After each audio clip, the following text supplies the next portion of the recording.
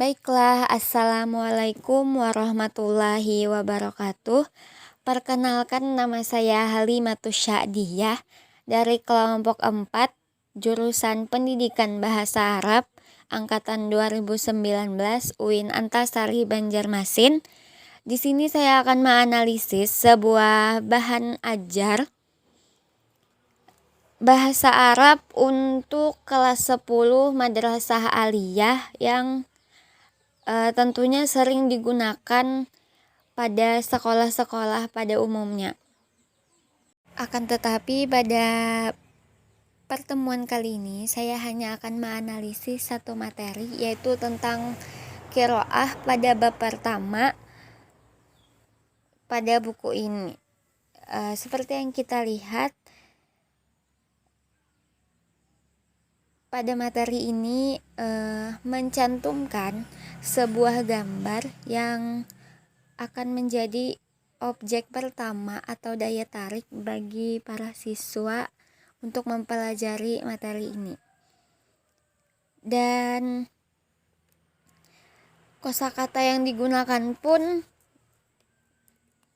menggunakan kosakata yang umum atau sering digunakan masyarakat pada umumnya.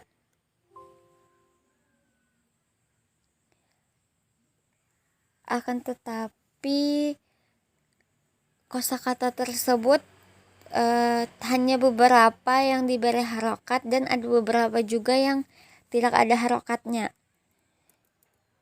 Jadi disinilah tugas seorang guru dalam mengajarkan materi ini untuk menerjemahkan atau membantu siswa dalam menerjemahkan kalimat tersebut agar siswa lebih mudah memahaminya.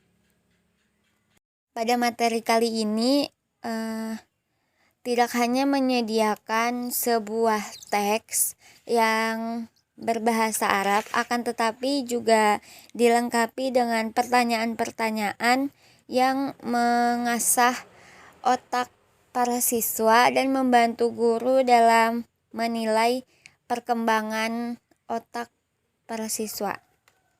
Jadi di sini terdapat latihan-latihan yang berbentuk soal yang berkaitan dengan teks sebelumnya.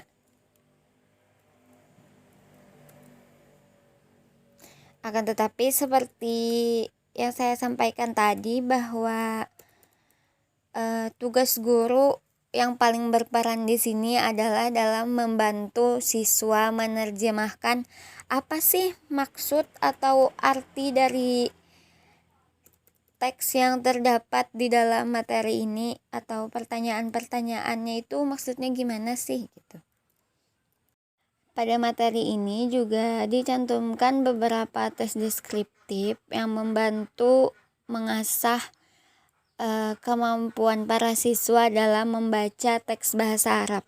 Seperti yang kita tahu bahwa kemampuan setiap siswa itu berbeda-beda.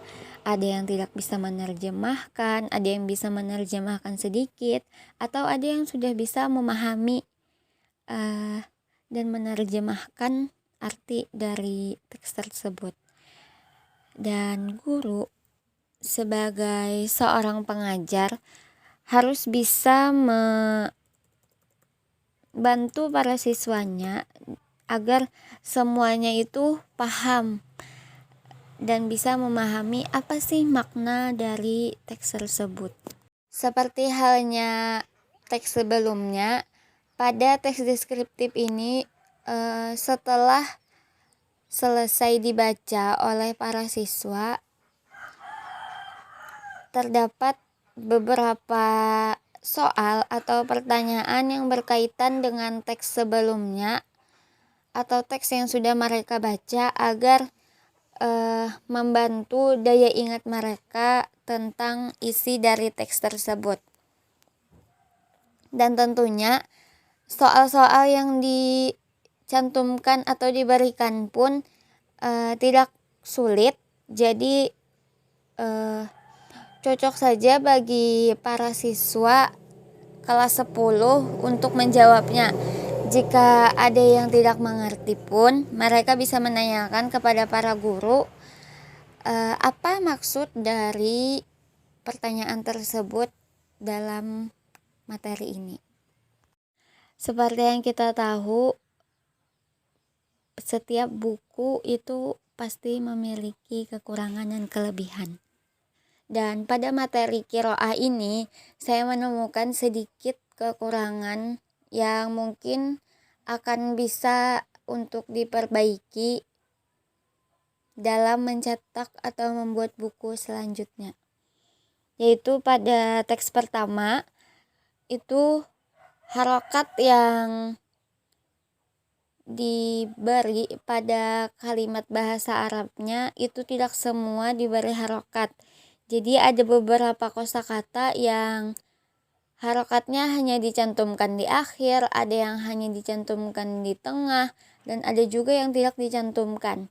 Dan itu membuat para siswa sulit untuk membacanya karena mereka akan bingung, ini seharusnya dibaca fathah atau kasrah atau dhammah atau sukun.